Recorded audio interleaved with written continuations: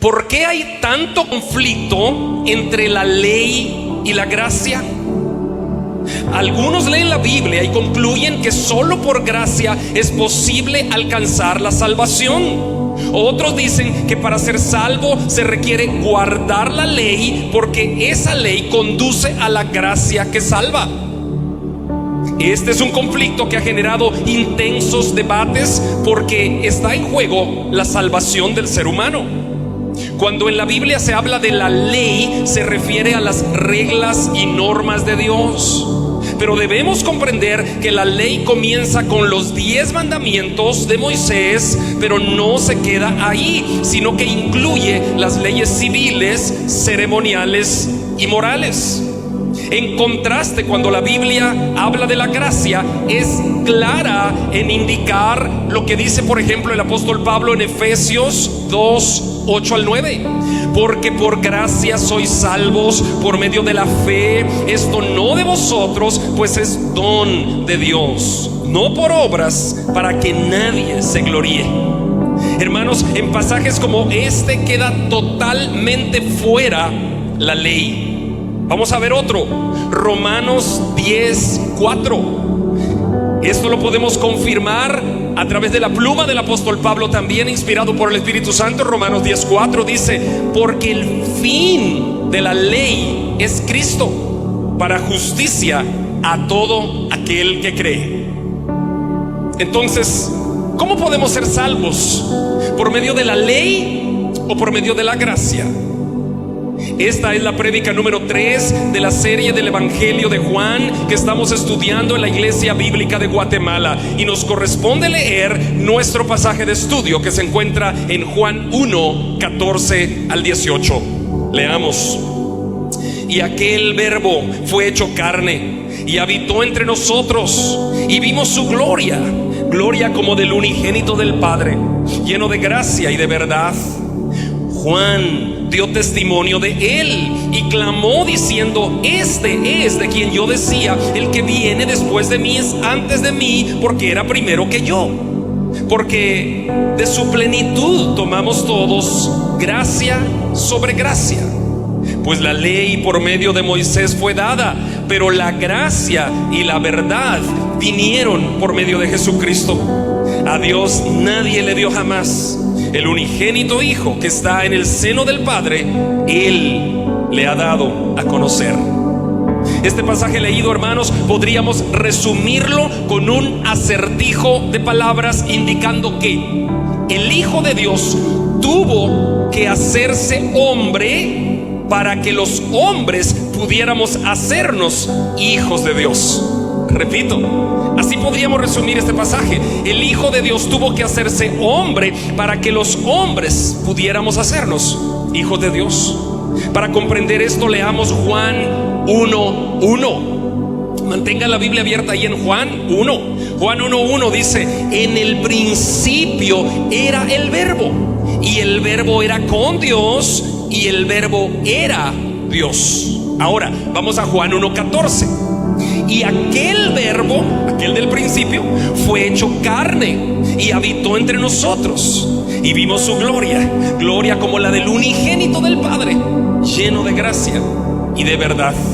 En este versículo 14, hermanos, no solo queda clara la preexistencia del Verbo, que es Jesucristo, sino que al mismo tiempo expresa la verdad de que Dios, que es Espíritu, llegó a ser hombre para que nosotros pudiéramos alcanzar salvación. Esto es inexplicable. ¿Cómo Dios eterno llega a ser hombre? Es un misterio que no podemos comprender totalmente. Pero Dios, siendo el creador de todo lo que existe, tuvo el agrado de convertirse en hombre a través de la persona de nuestro Señor Jesucristo. Sin embargo, lo creemos por la fe nada más, porque no se puede explicar con lógica, pero sí se puede creer por la fe. Lo creemos por la fe y podemos concluir diciendo que Jesucristo es Dios hombre, en quien se hallan dos naturalezas perfectas, la divina y la humana. Por lo tanto, hermanos, Si queremos comprender todo el Evangelio, todo lo que es el Evangelio, nada más tenemos que ver y comprender Juan 1:14. Ahí está resumido todo el Evangelio. Dice: y aquel verbo fue hecho carne y habitó entre nosotros, y vimos su gloria, gloria como del unigénito del Padre, lleno de gracia y de verdad. Pastor, ¿qué es el Evangelio? El Evangelio es que Dios, siendo Dios, se hizo hombre para que los hombres tuvieran acceso al cielo, al Padre y a la salvación. Jesucristo, hermanos, tiene dos naturalezas. La naturaleza divina es Dios y la naturaleza humana es hombre. Por eso es que la Biblia nos dice a veces, cuando habla de Jesucristo, los evangelios a veces se refieren a Jesucristo como Dios y a veces como hombre. Pero decimos, ¿pero por qué? Porque tiene dos naturalezas. Tú y yo no comprendemos eso, porque eso es incomprensible para la mente finita humana. Pero Dios, Jesucristo, es hombre, y Dios Jesucristo también es Dios. No hay tres dioses. No hay Dios Padre, Dios Hijo y Dios Espíritu Santo. No, hay un solo Dios en tres divinas personas. Gloria a Dios por eso. Amén.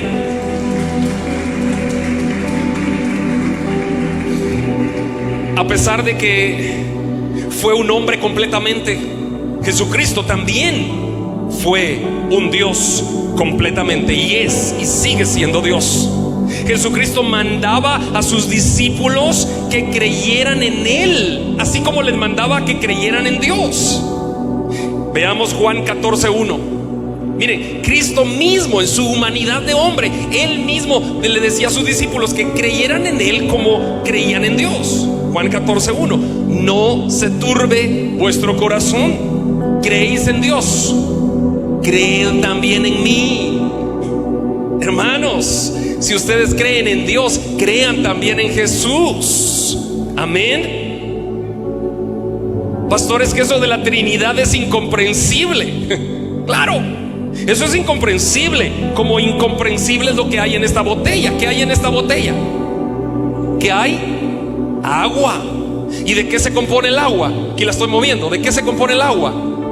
De tres elementos: H2O. Quítale un elemento, ya no hay agua. Pero el agua es una, pero hay tres elementos. Dios es uno en tres personas. Mi ejemplo es tan sencillo porque no se puede explicar así: el Espíritu Santo. Pero ¿quién soy yo? Yo soy el papá de mi hija, soy el esposo de mi esposa y soy el hijo de mi papá. Pero solo soy yo. Pero mi papá no me dice papi, me dice hijo. ¿Cómo se explica? Una persona, pero se conoce por tres. El Espíritu Santo, el Dios el Padre y el Dios el Hijo, Jesucristo. Tres personas, un solo Dios. Amén. ¿Se comprende con lógica? No. El Evangelio es por fe y para fe. Un aplauso al Señor por esto. Amén. Vamos a otras citas bíblicas, hermanos.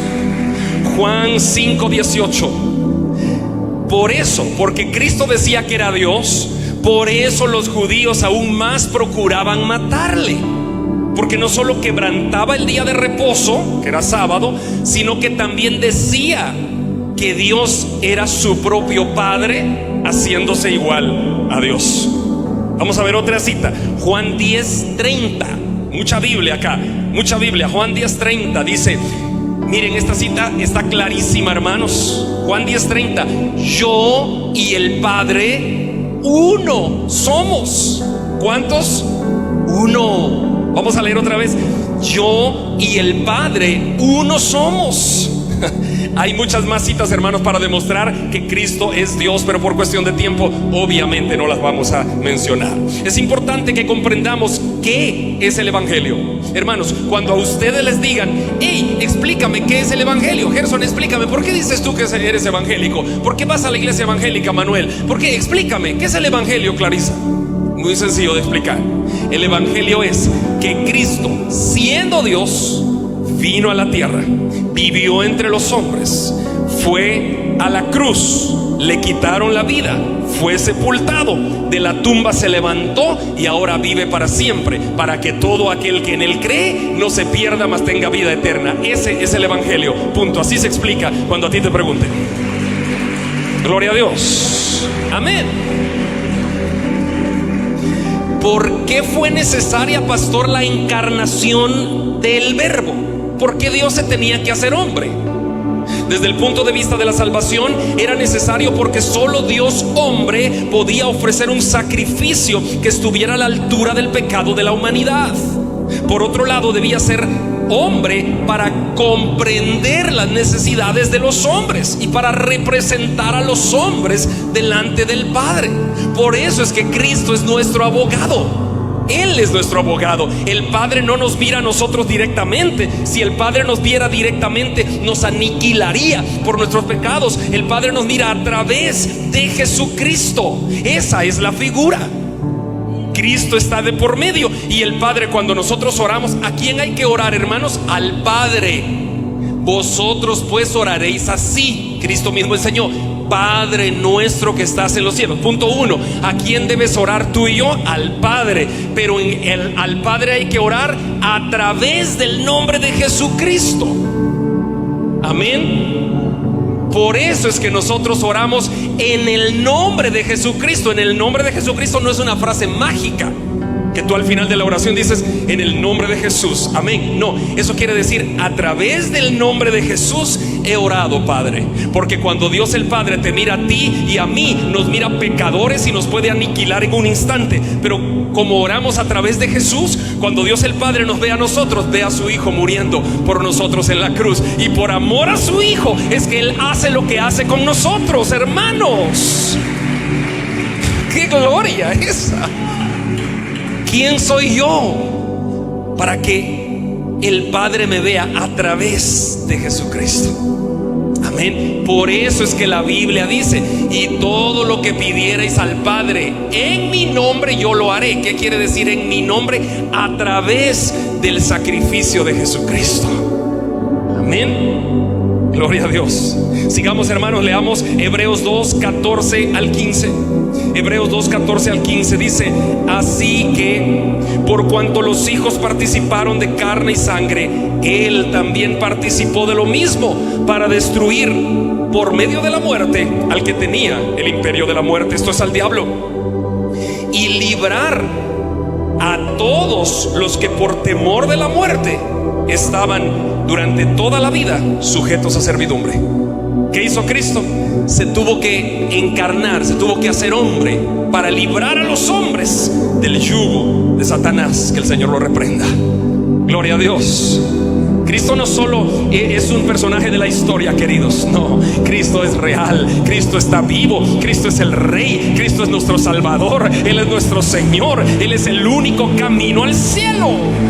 Gloria a Dios. Aleluya. Sigamos nuestro pasaje, vamos a Juan 1:14. Y aquel Verbo se hizo carne y habitó entre nosotros.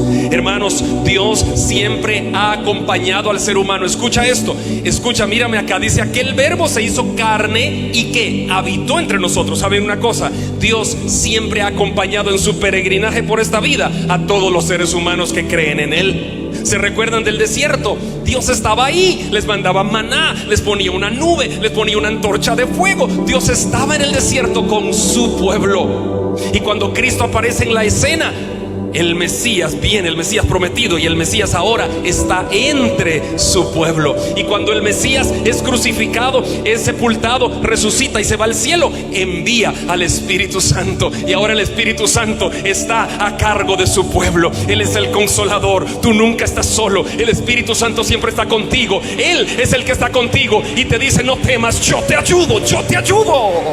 Gloria a Dios. Nunca te sientas solo. Ay, pastor, es que yo me estoy solo. Ay, pastor, es que estoy tan deprimido. Es que yo a veces quisiera que usted viniera a orar por mí a la casa, o que pusiera sus... Si tú quieres que alguien ponga las manos encima, póntelas tú solito, ponte las manos encima. El que te levanta no está fuera de ti, el que te levanta está dentro de ti. Se llama Dios, Espíritu Santo. Él está dentro, ponte las manos y sigue adelante. Gloria a Dios. No esperes que alguien externo te ponga las manos. Si te las ponen, qué bien. Pero adentro de ti ya está el que te levanta. Adentro de ti está Cristo a través de la figura del Espíritu Santo. Gloria a Dios, hermanos. Gloria a Dios. Tú nunca estás solo, hermanos. Si hoy te sientes solo, cambia esa mentalidad, porque adentro de ti está el Espíritu Santo de Dios. Tú no estás solo. Dios está contigo. Cuando te sientas en tus momentos de debilidad, de vacío, de tristeza, de angustia, de depresión, de ansiedad, recuerda, yo no estoy solo. Adentro está el Espíritu Santo. Cuando sientas ganas de pecar y estés a punto de cometer pecado, recuerda, adentro está el Espíritu Santo. ¿Voy yo a contristar al Espíritu? ¿Lo voy a entristecer? Tú no estás solo. Sigamos, Juan 1:15. Juan dio testimonio de él y clamó diciendo: este es de quien yo decía, el que viene después de mí es antes de mí, porque era primero que yo. Juan el Bautista está diciendo lo que ya explicamos el domingo pasado. Juan el Bautista, se recuerda en la historia bíblica, había nacido 6 meses antes de Jesucristo. ¿Sí? Juan el Bautista nació 6 meses antes de Cristo. Por eso Juan dice: este es después de mí, pero era primero que yo. Muy bien. Para explicar eso tenemos que ir a Isaías 9:6. Isaías 9:6. Mira qué deliciosa esta porción de la Biblia. Una hermana me dijo: pastor, yo cuando vengo, usted no me da tiempo de que yo busque la Biblia, entonces anoto las citas y las voy a buscar a la casa. Probablemente tú sientes que yo no te doy tiempo. Lo que pasa es que si te doy tiempo, atrasaríamos tanto el sermón que podríamos llegar a 15 minutos más. Así que anótalas y búscalas en casa. Mira esto. Estoy hablando de lo que dijo Juan, que este que viene después de mí era antes que yo. Isaías 9:6. Mira: porque un niño nos es nacido, hijo nos es dado, y el principado sobre su hombro, y se llamará su nombre Admirable, Consejero, Dios fuerte, Padre eterno, Príncipe de paz. Escuchen, presten atención acá. ¿Me pueden ver acá? Mira lo que dice Isaías 9:6. Mira qué impresionante. Dice: porque un niño nos es nacido. Está naciendo un niño. Y entre los calificativos dice: se llamará Padre eterno. ¿Cómo es eso? Espera tantito. Nació un niño que ya es Padre eterno. O sea, nació un niño que es eterno. Claro, Isaías está diciendo que el Mesías iba a ser un niño que iba a nacer, pero ya era Padre eterno, ya era el Padre eterno, ya era Dios. Gloria a Dios, hermanos. Aplaudan al Señor. Nuestro querido Salvador, Señor Jesucristo, es Padre eterno. Isaías lo había profetizado. Sigamos, Juan 1:16. Porque de su plenitud tomamos todos gracia sobre gracia. Hermanos, esto es maravilloso.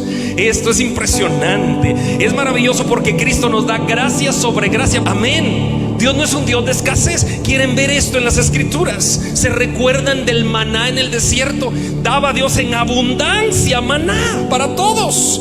¿Se recuerdan de cuando convirtió el agua en vino en las bodas de Caná de Galilea? Fue el mejor vino y en abundancia. ¿Se recuerdan de la mujer samaritana? Cristo le ofreció una fuente de agua viva que salte para vida eterna. ¿Se recuerdan de la multitud hambrienta? Cristo convirtió 3 panes y 2 peces en darle de comer a 15,000 personas. 5,000 hombres, sin contar mujeres y niños. Si cada hombre llevaba una mujer y cada pareja llevaba un niño, imagínense, 15,000. Si llevaban 2 niños, 20,000. Y sobraron 12 canastas llenas. Dios es un Dios de abundancia. Eso quiere decir, Él te da gracia sobre gracia. Pero nosotros no le buscamos por la abundancia. Le buscamos porque queremos la salvación, porque amamos su sacrificio, porque le queremos honrar. Y en esa bendición Él nos da gracia sobre gracia. Y nos bendice, y nos bendice, y nos da gracia sobre gracia. Gloria a Dios. Aleluya. Hermanos, sigamos nuestro pasaje de estudio, Juan 1:17. Y aquí está el tema de la prédica de hoy.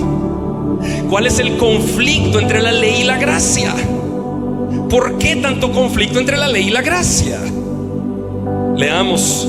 Pues la ley por medio de Moisés fue dada, pero la gracia y la verdad vinieron por medio de Jesucristo.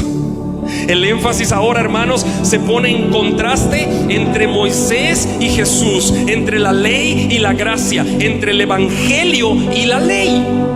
La ley, hermanos, era la forma de relacionarse con Dios que tuvo la gente en la época de Moisés hasta el Nuevo Testamento. Y luego de Jesucristo para nuestros días, la forma de relacionarnos con Dios es a través del sacrificio de Jesús. Escuchen bien, esas dos formas, la ley y la gracia, nunca son compatibles entre sí. O sea, tú no puedes vivir en esta época de la gracia de acuerdo a la ley. Así de sencillo, no se puede. La ley manifestaba el carácter de Dios por medio de los mandamientos. Si el hombre los cumplía de forma completa y absoluta, entonces Dios recibía a ese hombre y lo mantenía en comunión con él. Pero si fallaba en uno de los mandamientos y ordenanzas, rompía la relación entre el hombre y Dios. Cuando los israelitas recibieron la ley, escuchen, esto es importante, busquen Éxodo 24:3. Cuando los israelitas recibieron la ley, dijeron estas palabras. Éxodo 24:3.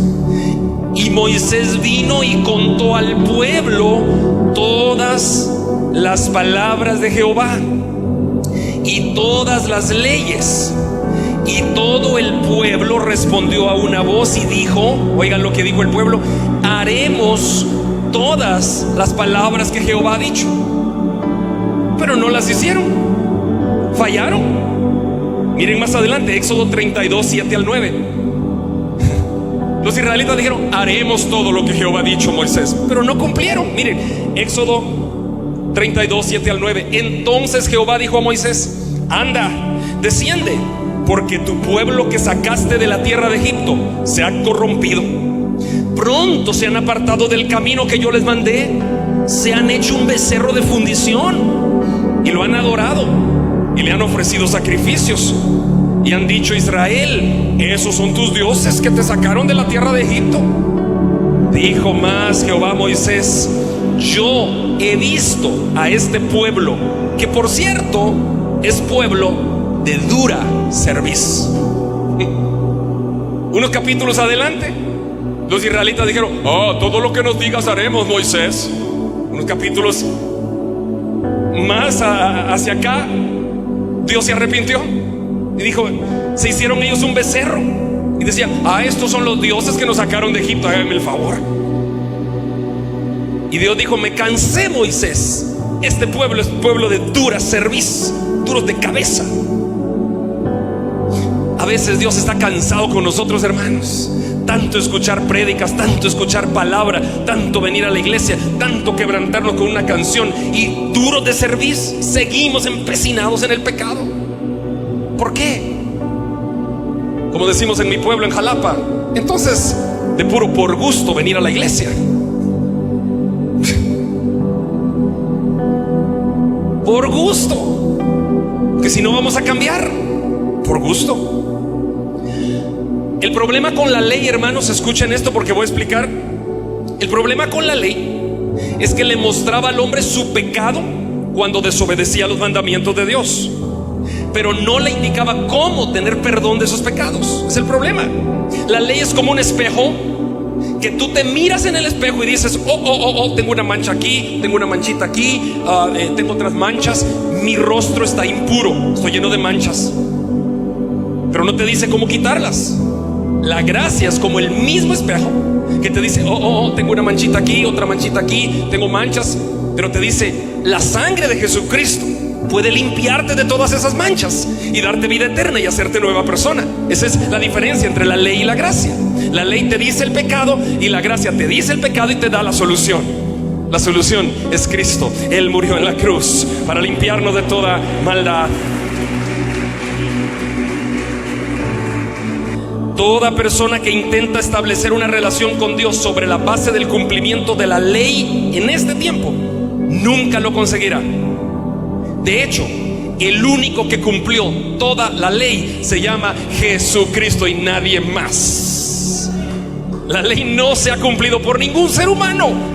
Cristo sí, Él la cumplió, Él venció, y Él con su sangre como cordero sin mancha dio su vida por ti y por mí. Toda aquella persona que intente mantener una relación con Dios en base a la gracia será una persona edificada en el Espíritu, y será una persona que gozará de la libertad que solo el Espíritu Santo da, porque donde está el Espíritu de Dios, allí hay libertad. Gloria a Dios, gloria a Dios. La ley solo servía para demostrarle al hombre cuán perdido estaba en sus delitos y pecados. La gracia le muestra al hombre cuán perdido está, pero le da la solución. La ley ofrecía una solución temporal, que era sacrificar animales en el altar. Pero vamos a ver qué dice Hebreos 10, 1 al 4. Vamos a ver la ley lo que hacía. Hebreos 10, 1 al 4. Porque la ley, teniendo la sombra de los bienes venideros, no la imagen misma de las cosas, nunca puede, por los mismos sacrificios que se ofrecen continuamente cada año, hacer perfectos a los que se acercan. De otra manera cesarían de ofrecerse, pues los que tributan este culto limpios una vez no tendrían ya más conciencia de pecado. Pero en estos sacrificios cada año se hace memoria de los pecados, porque la sangre de los toros y de los machos cabríos no puede quitar los pecados. Eso está claro, hermanos. En la ley nadie podía estar libre de pecado, pero la gracia, que dice primera Juan 1:7, primera carta de Juan 1:7, la sangre de Jesucristo su Hijo nos limpia de todo pecado. Gloria a Dios. La sangre de Jesucristo su Hijo nos limpia de todo pecado. Amén. Gloria a Dios, hermanos. Yo estoy contento, porque yo no me puedo salvar por mi propia cuenta. Yo no me puedo salvar. Dios es el que me salva por medio del sacrificio de Jesús.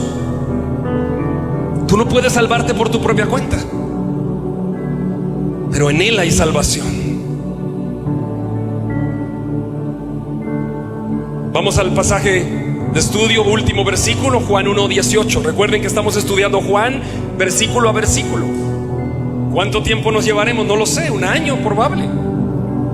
A Dios nadie le vio jamás. El unigénito Hijo que está en el seno del Padre le ha dado a conocer. Lo que el pasaje nos indica, hermanos, es que Dios es espíritu. Por eso nadie le vio jamás. Pero todos podemos conocer al Padre cuando conocemos a Jesucristo. Por tanto, tú no puedes llegar a Dios, ni decir que amas a Dios, ni que le conoces, si no conoces a Jesucristo. Tú no puedes recibir a Dios en tu corazón si no recibes el sacrificio de Jesucristo. Concluimos este mensaje indicando esa palabrita que hay ahí, que dice que es el Hijo unigénito. ¿Qué quiere decir eso, hermanos? Unigénito, ¿qué quiere decir?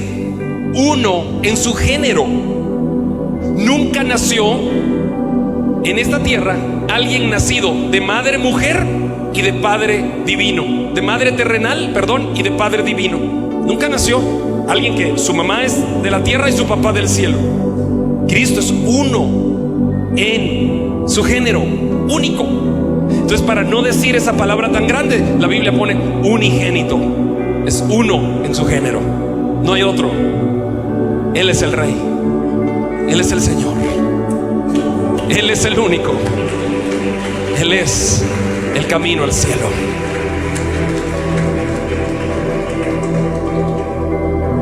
Ni los profetas de la antigüedad, ni nadie en absoluto pudo dar a conocer cómo llegar al Padre.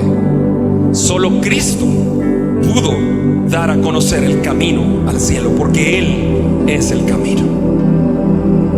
De casualidad estás perdido en la vida, no sabes qué hacer, Estás peleando siempre. Estás con problemas por todos lados. ¿No será que tú no has recibido a Cristo en tu corazón como tu Señor y Salvador? Acércate a Dios y Él se acercará a ti. Te invitamos a conectarte con la palabra de Dios todos los días, a través de este canal, en esta red social. Si vives en Guatemala, te esperamos en nuestras reuniones semanales. Iglesia Bíblica de Guatemala. Predicamos la verdad de las Escrituras.